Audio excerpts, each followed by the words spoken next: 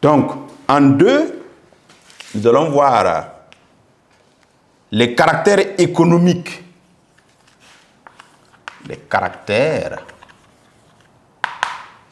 économiques des fascismes. Alors, à ce niveau, il faut se dire que les pays fascistes ont développé ce qu'on appelle l'économie de guerre. C'est-à-dire, on va aller, l'économie de guerre. C'est-à-dire, on travaille comme si on était en train de se préparer à une guerre. On développe l'industrie d'armement. On recrute évidemment des soldats qu'on forme. Donc, et on vit comme si on est en train de se préparer à une guerre. Et il y a aussi la pratique de l'autarcie. Pratique de l'autarcie.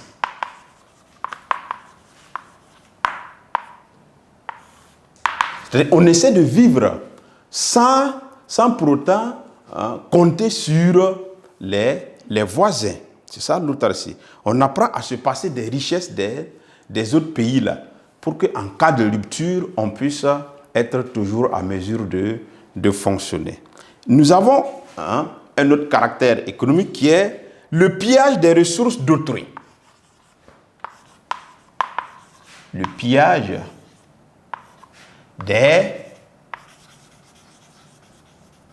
des ressources d'autrui. Donc,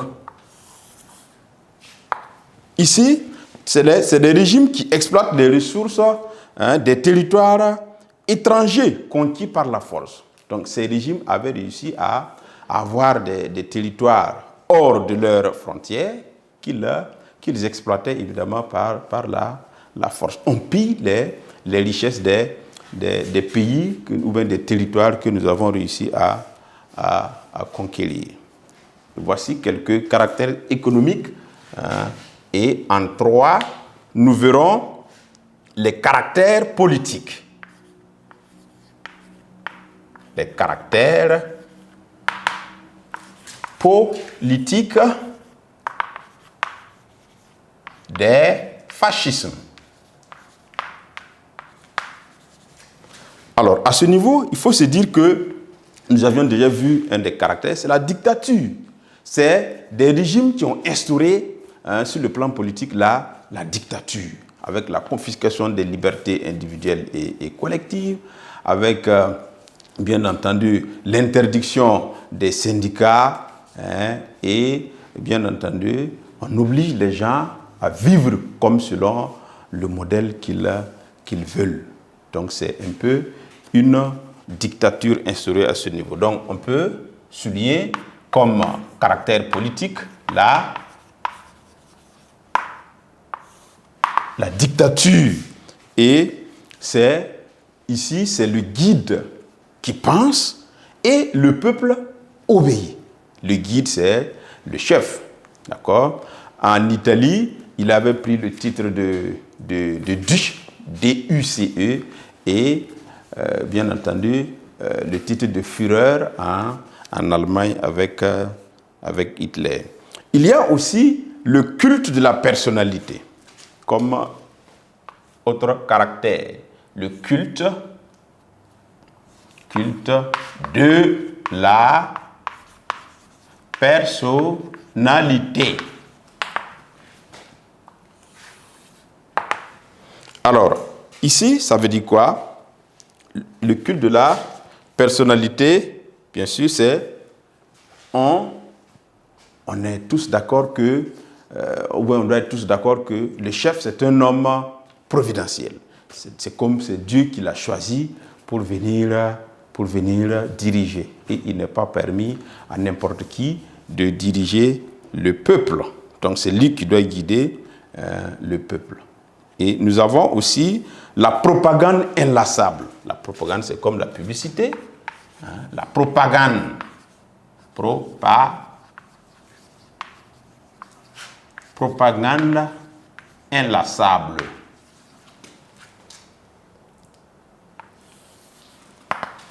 Alors, ici, il faut toujours prononcer des discours excitants, d'accord, qui mettent, bien entendu, en valeur, ou qui mettent en exergue, qui vantent tout simplement les mérites du guide, d'accord. Tout ce qui doit choquer le peuple doit être proscrit.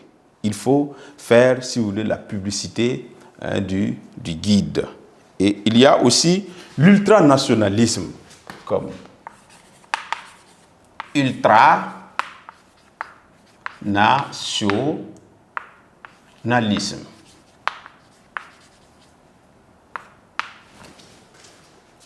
Ultranationalisme.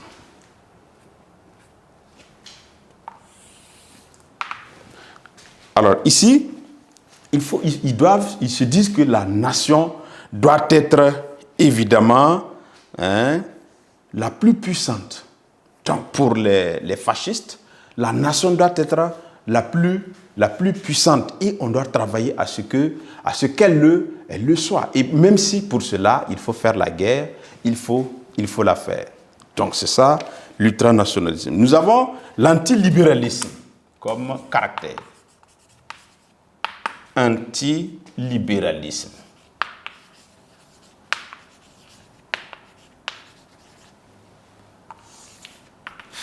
Et pour eux, pour les fascistes, ils ne croient pas aux libertés individuelles et collectives d'ailleurs. Donc, l'État doit être le tout-puissant.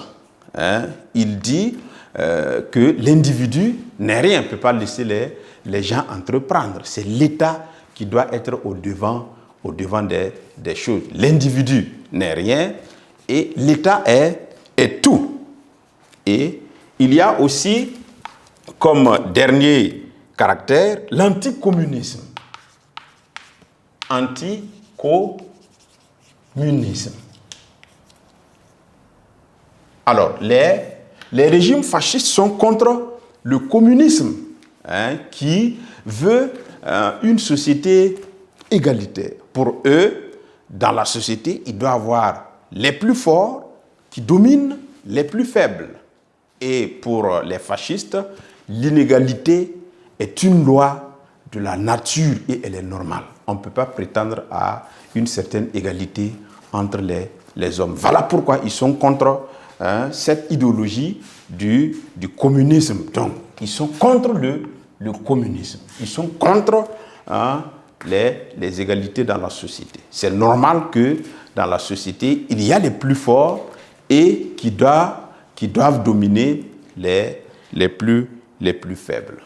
Donc, voici ce qu'on peut dire par rapport au caractère politique des régimes fascistes.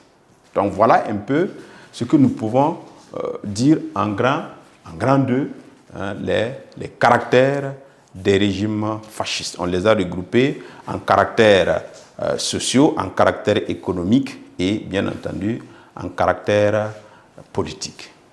Et après cela, nous allons passer maintenant aux conséquences. Le grand 3 va nous amener aux conséquences du fascisme. Donc, grand 3, les conséquences du fascisme. Les conséquences du fascisme.